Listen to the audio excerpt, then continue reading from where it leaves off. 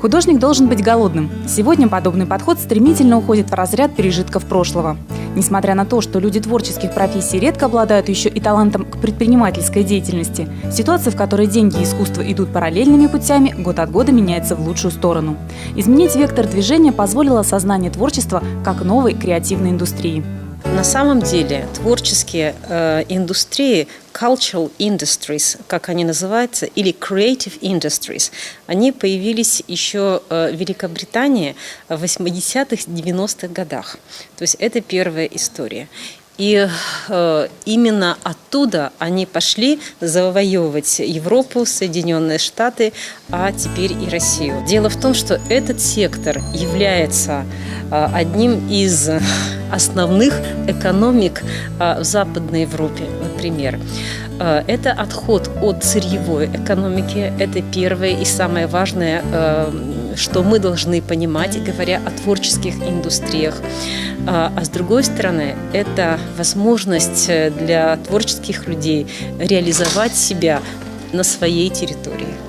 Опытом реализации своих проектов, проблемах и достижениях представители из Архангельска, Санкт-Петербурга, Республики Карелия, Дании, Швеции и Финляндии делились на круглом столе интернационализации креативных индустрий, прошедшем в САФУ. Современный креатив – это еще не фабрика творцов, однако термины «культурный продукт» и «креативная индустрия» в контекст докладчиков вошли уже прочно. Мы боимся совмещать деньги и культуру, деньги и искусство. Нам кажется, что это вещи, которые не должны стоять рядом, потому что искусство и культура – это что-то высокое, возвышенное, я бы даже сказала, а деньги – это уже приземленные экономические ценности. Но на самом деле в сегодняшнем мире это не так, и деньги являются ничем иным, как просто монетизацией какой-то определенной энергии, каких-то определенных объемов работ. Анастасия Пацей делилась опытом работы Петербургского арт-центра «Пушкинская, 10», история которого началась еще в 1989 году с возникновения сквота андеграундных художников и музыкантов в расселенном Петербургском доме. Как и другие креативные пространства сегодня, это своеобразная творческая солянка, где собрана уникальная коллекция произведений неофициального искусства второй половины 20 века. Здесь формируются молодые художники, работает небольшой магазинчик, а также проводятся различные воркшопы. Все это можно считать источником дохода для творцов, которые, как уверена Анастасия, даже в условиях новой творческой экономической политики не перекочуют из области искусства в коммерцию. Но если мы говорим действительно о художнике современном, который работает честно, ответственно и искренне, то он задает тренды, а не подстраивается под них. Поэтому я думаю, что здесь просто нужно нам, как менеджерам и организаторам в сфере культуры и искусств, выбирать авторов, которые работают на хорошем профессиональном уровне и создают качественные проекты. Для чуждых бизнес-планам и эффективным экономическим стратегиям творцов, менеджеры и продюсеры – это проводники в мир заказов и гонораров.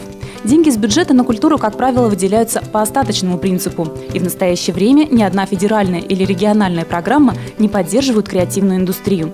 Пока один из главных источников финансирования – гранты и различные краудфандинговые площадки. Я не смогу рассказать о войне своему ребенку так, как мне о войне рассказывал мой дедушка.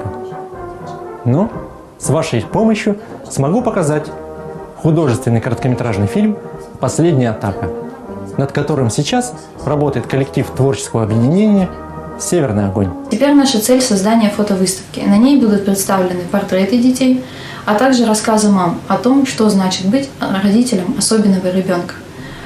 Поддержите наш проект. Мы хотим, чтобы голос детей-аутистов и их семей был услышан. Спасибо.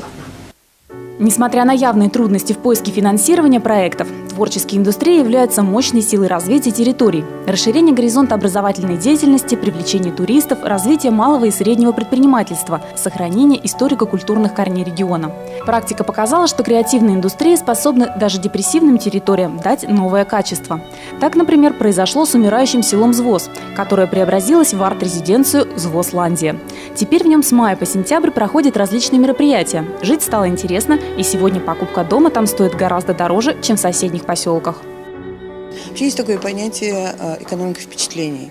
То есть это как бы после постиндустриальной экономики, после экономики сервиса, да, в 21 веке появилась такая штука, да.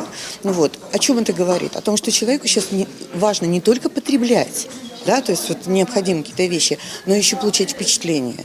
И поэтому вот это вот понятие впечатления, ну, вы знаете, в ресторанах, например, не просто подают еду, а в какой-то особой посуде.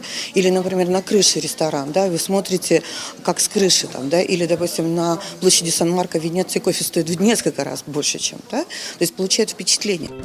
Развивать территорию творческими проектами сегодня учат и в вузах. В САФУ для будущих рекламщиков и пиарщиков есть даже спецкурсы – планирование креативных индустрий и арт-продукт.